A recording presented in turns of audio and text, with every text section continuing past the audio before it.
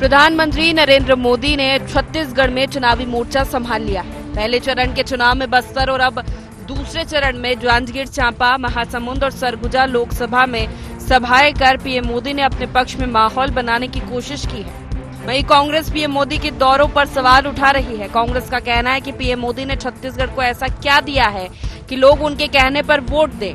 कांग्रेस के प्रदेश अध्यक्ष दीपक बैज का कहना है कि प्रधानमंत्री ने छत्तीसगढ़ की हजारों ट्रेनें रद्द की, विकास के कार्यों को रोकने की कोशिश की, इसीलिए जनता अब उन्हें अब की बार दूर से नमस्कार कर रही है। छत्तीसगढ़ के लिए योजनाओं के लिए आपने 10 मिनट बैठकें नहीं की। छत्तीसगढ़ जनता के विकास में आपने लगातार बाधा डाले। हमारी धान का पैसा को रोकने का काम आपने किया। प्रधानमंत्री आवास की पैसा को रोकने का आपने काम किया। छत्तीसगढ़ की कई ऐसी कल्याणकारी योजनाओं की पैसा आपने रोकने का काम किया। तो कुल मिलाकर छत्तीसगढ़ में विकास न हो, छत्तीसगढ़ की जनता को आपने प्रताड़ित किया। इसलिए अगर आप चुनावी सभा लेने आ रहे हैं तो आप किस नैतिकता से छत्तीसगढ़ की जनता को आप वोट मांगेंगे? इसलिए हम लोगों ने कहा है कि दूर से नमस्कार। दीपक बैज के तंज पर उप मुख्यमंत्री अरुण साव ने पलटवार किया है। उनका कहना है कि दीपक बैज से खुद की पार्टी तो संभल नहीं रही है। लगातार कांग्रेस में भगदड़ मची हुई है। जनता उन्हें अब की बार दूर से नमस्कार कर रही है। उनका दावा है कि प्रधानमंत्री नरेंद्र मोदी के आने से जनता उत्साहित है। छत्तीसगढ़ की सभी 11 सीटें भाजपा जीतने जा रही है। दीपक बैज जो अपना घर नहीं संभाल पा रहे हैं, वो इतनी बड़ी बड़ी बात ना बोले प्रधानमंत्री जी के लिए। आमने सामने बैठ के हिसाब कर लेंगे कि उनकी सरकार ने क्या किया, हमारी सरकार ने काम किया, क्या काम किया छत्तीसगढ़ के लिए। एक कोई काम दीपक बैज बता दे जो कांग्रेस ने छत्तीसगढ़ के हित के लिए किया हो, चाहे उनके राज्य की कांग्रेस सरकार हो या मनमोहन सिंह की 10 साल जब सरकार थी। और आज प्रधानमंत्री नरेंद्र मोदी जी ने छत्तीसगढ़ के मान सम्मान और गौरव को बढ़ाने का काम किया है। विकास में बहुत बड़ा योगदान दिया है। बड़ी बड़ी योजनाएं छत्तीसगढ़ से लॉन्च हुई है। दीपक बैज जी अपना घर नहीं संभाल पा रहे हैं। बड़ी बात बोलना बंद करें, अपने घर को संभालने की चिंता करें।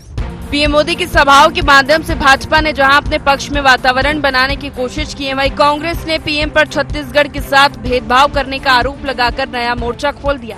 देखना यह है कि इसमें किस हद तक कामयाबी हासिल होती है। वीडियो जर्नलिस्ट अखिलेश पवार के साथ गोपी कृष्ण साहू की रिपोर्ट।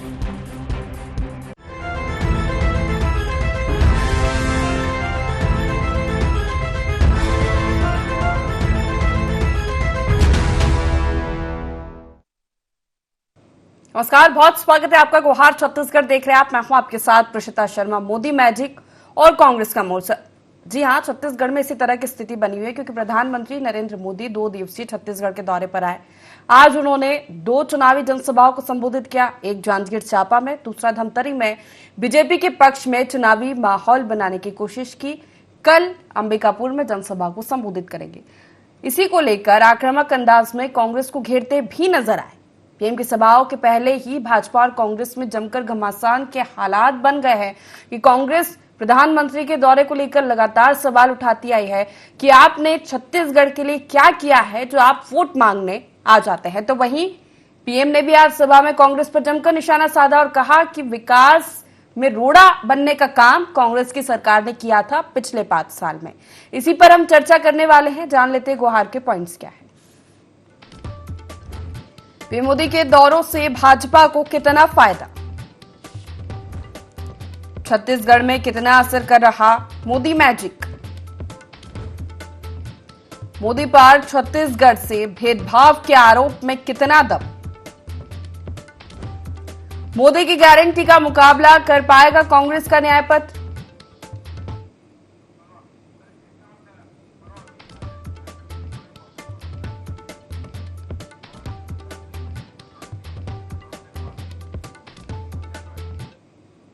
इन्हीं मुख्य सवालों के साथ चर्चा की शुरुआत करते हैं। खास मेहमान हमारे साथ जुड़ गए हैं। सबसे पहले आपका परिचय करा देते हैं। राजनीतिक विश्लेषक अजय चुंडाकर जी हमारे साथ जुड़ गए, बहुत स्वागत है आपका। और बीजेपी से वासु शर्मा जी हमारे साथ जुड़ गए हैं, आपका भी बहुत स्वागत है। वासु जी, केंद्रीय नेतृत्व लगातार ताबड़तोड़ प्रचार प्रसार कर रहा है।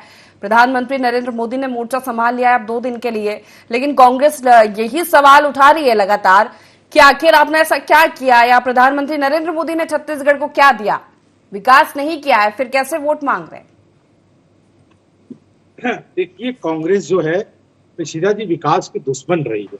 प्रधानमंत्री मोदी जी ने जब छत्तीसगढ़ पिछले बार आए थे विधानसभा में, उन्होंने साफ कहा था ना कि यही कांग्रेस पार्टी विकास और कांग्रेस पार्टी का 36 का आंकड़ा है। तो कांग्रेस को विकास दिखता नहीं। जो पिछले 5 सालों में उन्होंने क्या किया छत्तीसगढ़ के लिए, ये हम पूछते हैं तो आज तक उनके पास जवाब नहीं है। लेकिन पिछले दिन हम भारतीय जनता पार्टी के कार्यकर्ता हैं और आप जो सवाल कर रही हो, जनता जो जानना चाहती है, कांग्रेस पार्टी के सवाल कर रही है, उसका जवाब हमारे पास है, हम वो जवाब देते हैं आपको। देखिए, इस छत्तीसगढ़ की बात जब चल रही है तो छत्तीसगढ़ का मैं बताता हूं, जब 2004 से 2014 तक कांग्रेस की सरकार थी तो छत्तीसगढ़ को बजट मिला 77,000 करोड़ रुपए।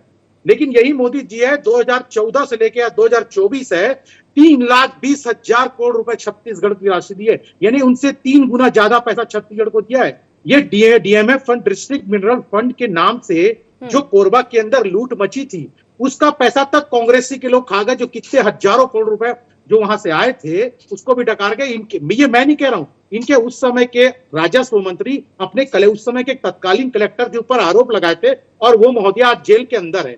और मैं बता देता हूं, आप रेलवे का रोना रोते हैं कि छत्तीसगढ़ में रेलवे का क्या हुआ, ट्रेन कैंसिल हो गई। उसका भी आंकड़ा सुन लीजिए प्रसाद जी, 2009 से 2014 तक, यानी उनकी सरकारें 2004 से 2014 तक छत्तीसगढ़ को रेलवे में 311 करोड़ रुपए मिले थे। यही मोदी जी की सरकार है, उनके सरकार में रेलवे का बजट 19 गुना बढ़ गया, जो 6,008 करोड़ रुपए हो गए हैं। तो इससे आप अंदाजा लगा दिए कि छत्तीसगढ़ को क्या मिला। 12 जनजातीय ऐसे समूह थे जो मुख्य धारा में लौटने के पहले आदिवासी अपने हक और अधिकार के लिए 70 साल से सरकार से गुहार लगा रहे थे, लेकिन आदिवासी भाई की चिंता किसी ने की तो उसका नाम प्रधानमंत्री नरेंद्र मोदी है। यही बस्तर में 1 लाख विद्यालय हैं, अगर वो मनमोहन सिंह सरकार के समय में केवल 70 हुए करते थे, वो बढ़ के 700 हो गए। तो कांग्रेस को विकास नहीं दिखेगा, क्योंकि कांग्रेस का विकास का 36 का आंकड़ा है। जब प्रदेश में उनकी सरकार थी तो केंद्र की ओर से आने वाली छत्तीसगढ़ को राशि रोक दी गई, भेदभाव किया गया, तमाम तरह के आरोप और विधानसभा चुनाव के समय में भी इसी तरह का माहौल बनाने की कोशिश की आपने वोट पाने के लिए। इससे जी मेरे सवाल है जी वासु जी, आप इसी सवाल है। देखिए, जनता समझदार है प्रीतिका जी, जनता ने देखा। देखिए, 5 साल कांग्रेस को मौका देके छत्तीसगढ़ की जनता ने देखा, लेकिन आप सोचिए कि भारतीय जनता पार्टी 15 साल लगातार छत्तीसगढ़ में राज करती रही। लगातार एक के बाद एक चुनाव हम जीते गए, निश्चित तौर पे हमने चौथा चुनाव हारे, लेकिन कांग्रेस को मौका था, वो कुछ काम करके जनता को दिखाते तो शायद आज वो पक्ष में रहते। लेकिन 5 सालों में ये कांग्रेस की सरकार ने मूलभूत सुविधाओं में और इस पे किसी पे भी बेसिक इंफ्रास्ट्रक्चर में काम नहीं किया छत्तीसगढ़ के अंदर। आप इनसे पूछेंगे, हमारे अरुण साहु जी पूछ रहे थे ना इनसे, कांग्रेस और दीपक बैठ बता दे, पूर्व मुख्यमंत्री जी बता दे कि छत्तीसगढ़ के लिए उन्होंने ऐसा क्या काम किया पिछले 5 साल के अंदर जिसे छत्तीसगढ़ का नाम रोशन हुआ हो। वो एक काम नहीं गिना पाएंगे। ठीक है, जान लेते हैं इसका जवाब ले लेते। कांग्रेस से संजय देवांगन जी हमारे साथ जुड़ गए, आपका बहुत स्वागत है संजय जी। और जिस तरह हम चर्चा करें मोदी मैजिक और कांग्रेस का मोर्चा, लगातार ये आरोप आप बीजेपी पर लगा रहे कि क्यों प्रधानमंत्री आकर क्या ऐसा विकास का कार्य कर दिया कि वो वोट मांगने आ जाते हैं। लेकिन वो आज सभा में आरोप लगाया उन्होंने कि जब आपकी सरकार थी प्रदेश में तो आपने विकास में रोड़ा बनने का काम किया है। सर्वप्रथम तो मैं आप सभी को हनुमान जयंती की बहुत बहुत बधाई देता हूं और हमारे पूरे प्रदेश और देशवासियों को भी बहुत बहुत बधाई। मोदी जी छत्तीसगढ़ में आकर के आरोप प्रत्यारोप कांग्रेस के ऊपर कर रहे हैं, उनको पहले जवाब देना चाहिए। 2014 से लेकर के अब तक उन्होंने पूरे देश की जनता के साथ वादा खिलाफी किए हैं उस विषय पे लेकर के। अभी मैं सुना था वासु जी की बात को लेकर के, जो ट्रेनों की लेकर के बात को लेकर की, एक छत्तीसगढ़ की जनता की ही बात कर लेता हूं मैं, जहां पर हम एक दूरी तय करने के लिए मात्र 100-200 रुपए की टिकट लेकर के 500 किलोमीटर का सफर कर लेते थे ट्रेनों में। मोदी जी की सरकार ने ये स्थितियां ला दी हैं कि गरीब के घर में खाने को स्थिति नहीं है और उनको गाड़ी भाड़ा करके अपने कार्यों को निपटाने के लिए 10,000 की भाड़ा में गाड़ी लेना पड़ रहा है। ये छत्तीसगढ़ की जनता को इनका मोदी जी का देन है। मोदी जी की बात, जिस बात को छत्तीसगढ़ की जनता को आज कर रहे हैं आकर के, मैं बता दूं छत्तीसगढ़ में अब इनकी गवर्नमेंट बन गई है, पूरी देश में इनकी गवर्नमेंट है। ये छत्तीसगढ़ की जनता को और पूरे देश की जनता को जो 2014 में गैस 450 रुपए मिलती थी, आज 1100 मिल रही है। और आज भी देश के जनता से माफी मांगने के बजाय ये वोट मांग रहे हैं। जो जिस दाल को हम 60 रुपए केजी में खाते थे 2014 पे, आज वो 200 रुपए किलो में खा रहे हैं। इस बात के लिए माफी मांगना चाहिए देश की जनता से। जिस तेल खाने की तेल को हम 70 रुपया लीटर में लेते थे, आज उसको हम 200 सवा 200 रुपए लीटर में ले रहे हैं। इस बात के लिए माफी मांगनी चाहिए मोदी जी को छत्तीसगढ़ में आकर के। और ये वोट मांग रहे हैं और बोलते हैं कि छत्तीसगढ़ की जनता और पूरी देश की जनता मुझ पर विश्वास करेगी। आज पूरी देश ने मोदी जी के योजना को, मोदी जी के कार्यों को नकारा है। तब जाकर के मोदी जी आज आकर के यहाँ स्टे कर रहे हैं। एक एक लोकसभा में जाने की उनकी तैयारी चल रही है। उनके कार्यकर्ता इतने घबराए हुए हैं। एक तरफ कहते हैं 400 पार हम करेंगे और यहाँ 11 सीट में इनकी स्थिति खराब है। तो पूरे देश देख रही है कि 10 साल की जो ठग है और झूठ थी उसको देख लिए हैं और इस बार फिर वो ठगने के लिए आए हैं। तो अब नहीं चलेगा। नरेंद्र मोदी जी देश में भ्रष्टाचार का स्कूल चला रहे हैं। छापा डालकर चंदे की वसूली कैसे होती। ठीक है, इसका जवाब लेंगे, लेकिन उससे पहले एक प्रतिक्रिया अजय जी आपसे भी। लगातार अब दूसरे और तीसरे चरण की तैयारियां शुरू हो गई है छत्तीसगढ़ में, और बीजेपी की ओर से हम देख पा रहे हैं कि केंद्रीय नेतृत्व का जमावड़ा लग गया है। पीएम मोदी ने मोर्चा संभाल लिया है। क्या काम करेगा मोदी मैजिक और कांग्रेस का मोर्चा? देखिए प्रसिद्धा जी, लोकतंत्र में मतदान व्यवहार के ऊपर शतरंज का खेल सज गया है और दोनों राष्ट्रीय राजनीतिक दल अपने बड़े बड़े नेताओं को या फिर स्टार प्रचारकों को छत्तीसगढ़ भेज रहे हैं। लेकिन आज चुनाव जिस मोड़ पर खड़ा है और छत्तीसगढ़ में अभी सूरज की तपिश भी है, तो कुछ समय के लिए सुहावना मौसम भी हो जाता है। तो जितने भी ये दोनों पॉलिटिकल पार्टियों के कार्यकर्ता हैं वो यहाँ पर रिचार्ज होते दिखाई दे रहे हैं। इसका आज साइंटिफिक अध्ययन होना। सरकार तो वाद विवाद होता रहा, आज यह विषय नहीं होना चाहिए। आज तो साइंटिफिक अध्ययन। और मेरा मानना है जैसे जांजगीर चांपा आए प्रधानमंत्री जी, अब इसको दो लोकसभा चुनाव से कंपेयर करना चाहिए। 2014 में बीजेपी को लीड मिली थी, 1,74,961 वोट से बीजेपी जीती। लेकिन 2019 के लोकसभा चुनाव में बीजेपी को सफलता मिली, लेकिन वोट मिल गया 83,255, मतलब घटी। अभी 2023 में जो विधानसभा चुनाव हुआ उसमें इस लोकसभा क्षेत्र में 8 सीट है, उसमें 7 में कांग्रेस जीती है और 1 पामगढ़ वहां बीजेपी जीती। तो यहां कांग्रेस को लीड मिल रही है 1,19,552 वोटों का। तो महासमुंद लोकसभा क्षेत्र में आते हैं 2014 में अजीत जोगी जी की हार, जो कांग्रेस प्रत्याशी थे उस समय, 1,217 वोटों से, मतलब कांटे का मुकाबला रहा। लेकिन 2019 में बीजेपी की लीड बढ़ गई और धनेन्द्र साहू जी चुनाव हार गए 90,511 वोटों से। यहां भी 8 विधानसभा क्षेत्र हैं और 2023 के चुनाव में 4 सीटों पर बीजेपी जीती है और 4 सीटों पर कांग्रेस जीती।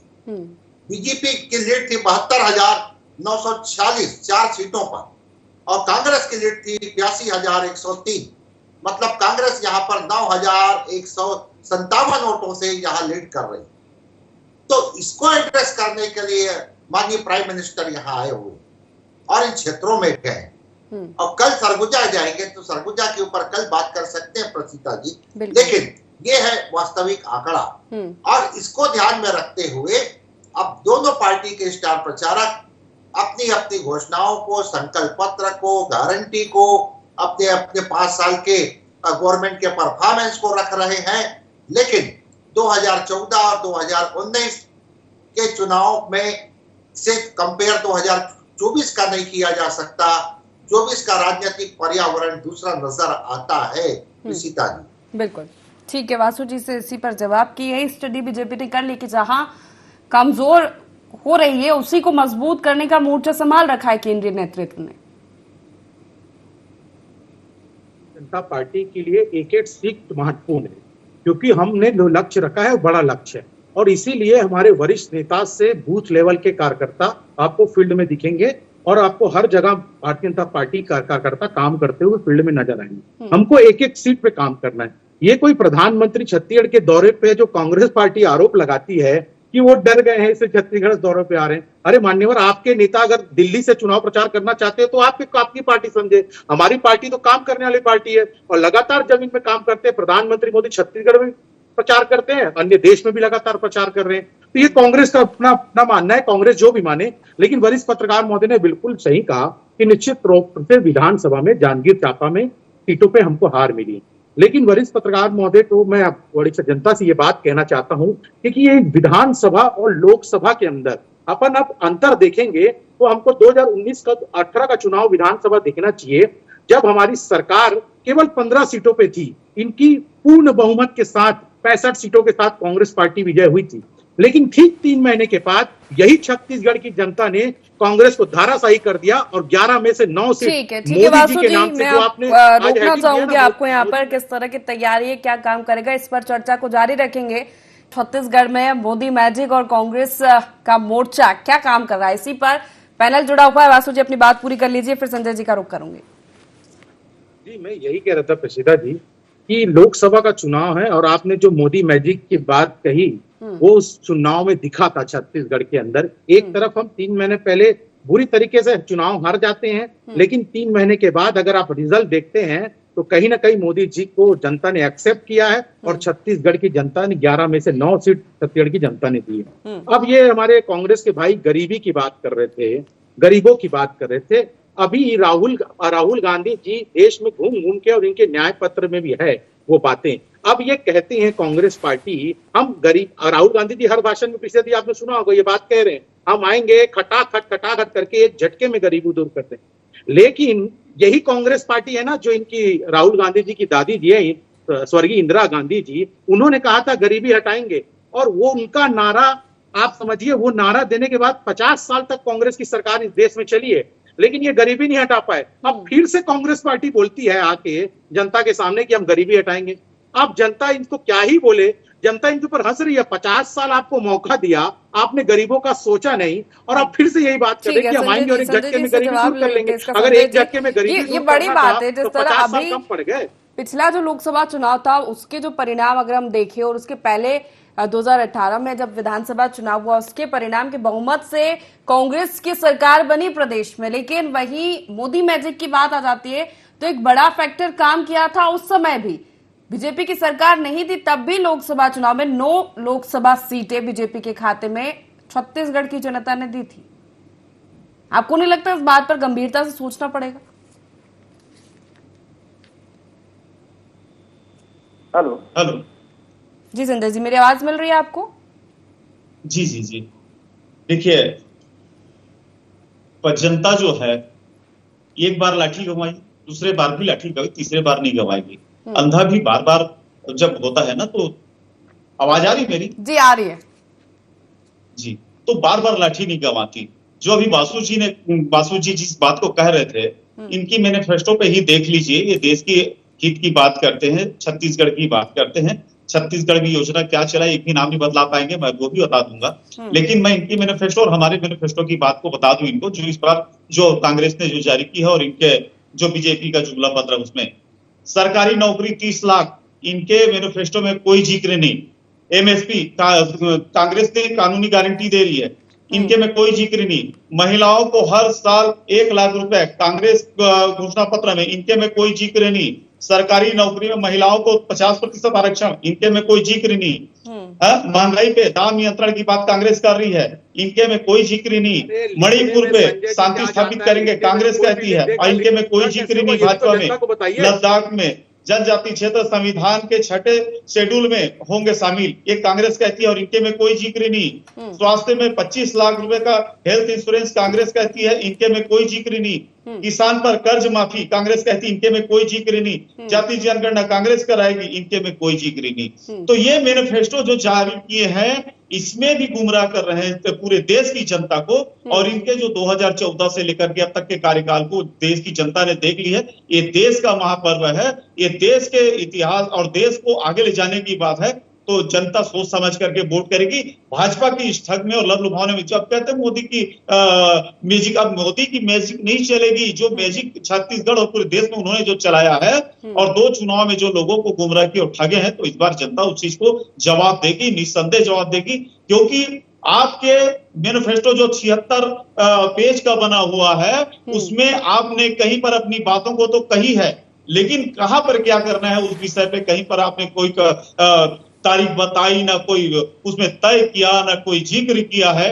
तो लिख देने से और मोदी जी के जो भाषणों से अब जनता जो ठगाने वाली नहीं है, क्योंकि उनको वास्तविकता पता है देश कैसे चलेगी, देश की सुधार कैसे होगी, देश की जनता चाहती क्या है, ये देश की जनता तय कर ली है। इसलिए पूरे देश में आप देख लीजिए उठा करके इस बार की चुनाव पे क्या स्थितियां हैं और मोदी जी को कहां मत्थे टेकने पड़ रहे हैं। ये खाली लोगों को गुमराह कर, व्यापारियों को डरा कर अपने वॉशिंग मशीन पे लेकर के जा रहे हैं, धुल करके साफ करके ये लाल कार्पेट बिछा करके लोगों को अंदर में ले रहे हैं और एक कांग्रेस पे आरोप लगा रहे हैं। पूरे जो आरोपी जिसको कहते थे उसे तो भाजपा अपने ले ली, तो फिर शुद्ध और साफ कहां से हो गई भाजपा? कांग्रेस तो अच्छी बात है, जनता को ठगने के लिए पत्र लगाए, लेकिन जनता सुन लो जो आपके समय में मैं बोला भी और आप जवाब आ रही, जब मेरी जवाब जारी तो सुन लीजिए, सुनने का भी साहस रखिए, सुनने का भी साहस रखिए। यही बात है, भाजपा में यही चीज है, जब सच्चाई जनता के बीच जाना रहता है, जब पहुंचती है तो भाजपा बीच में आकर के चिल्लाना शुरू कर देगी, ताकि उनकी जुमलेबाजी जनता तक ना पहुंचे और जनता को ये गुमराह कर दे, ये भगवान राम के नाम पे गुमराह कर दे, कितना बजट लगेगा, धर्म के नाम पे गुमराह हो गए, इस तरह के नतीजे आएंगे। तो आप बार बार कहेंगे कि जनता को बार बार गुमराह नहीं कर सकते, कितनी बार जनता गुमराह होगी? ठीक है अजय जी, न्याय पत्र और संकल्प पत्र की बात हो रही है, हालांकि बहुत ज्यादा प्रभावी चीजें कुछ दिखाई नहीं दे रही, आपको क्या लगता है? देखिए, यहाँ पर प्राय चुनाव में सभी पॉलिटिकल पार्टियां अपना घोषणा पत्र, संकल्प पत्र लेकर के आती हैं, लेकिन वो एक रास्ता होता है, एक मार्ग होता है। लेकिन यहाँ पर जिस तरह से इस बात को कभी विस्मृत नहीं करना चाहिए कि मोदी जी का तो कार्यकाल 2014 से आरंभ हुआ, लेकिन 2014 से पहले 18 साल तक आप इतिहास के पन्नों को पलटेंगे तो उस समय के जो बीजेपी के प्रमुख लोग रहे उनको विस्मृत नहीं किया जा सकता।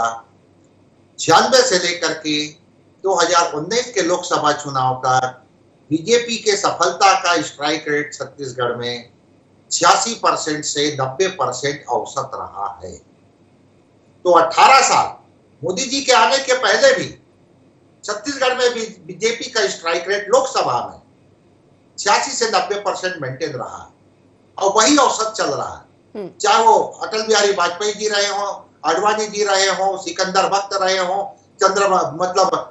नायडू जी रहे हो, या फिर प्रमोद महाजन जी का योग आया, वहां से जब मुरली मनोहर जोशी जी का योग आया, तो उनके 18 साल को भी हम नहीं भूल सकते। तो ये बीजेपी यहाँ पर संगठन के रूप में ये अपने स्ट्राइक रेट पे सफलता के 96 से लेकर के 2014 18 साल और इधर का 10 साल, ये है इसका परफॉर्मेंस। इसलिए न्याय संकल्प पत्र समय समय पर आते रहे, जो अनुकूल लगा जनता एक्सेप्ट की और जो अनुकूल नहीं हुआ उसे वो नाकारी भी है, लेकिन सफलता का स्ट्राइक रेट यही है। अब 2024 में क्या होता है यह तो इतिहास के गर्भ में है, अभी फिक्स जाए। ठीक है, हालांकि देखना होगा, अब दूसरे और तीसरे चरण का मतदान होना है, ऐसी की तैयारी है, क्या जनता डिसाइड करेगी। बहुत शुक्रिया आप तीनों मेहमानों का हमारे साथ इस चर्चा में शामिल होने के लिए। तो मोदी मैजिक और कांग्रेस का मोर्चा क्या काम करेगा छत्तीसगढ़ में? आरोप प्रत्यारोप का दौर चल रहा है, लेकिन बीजेपी की ओर से पूरा केंद्रीय नेतृत्व चुनावी मैदान में नजर आ रहा है, मोर्चा संभाले हुए है। तो लगातार विपक्ष भी ये आरोप लगा रहा है कि आखिर ऐसा क्या काम किया विकास का जो आप वोट मांगने आ गए। हालांकि जवाब तो जनता देगी ही। तो फिलहाल गुहार छत्तीसगढ़ में इतना ही। आप बने रहिए IND24 के साथ। नमस्कार।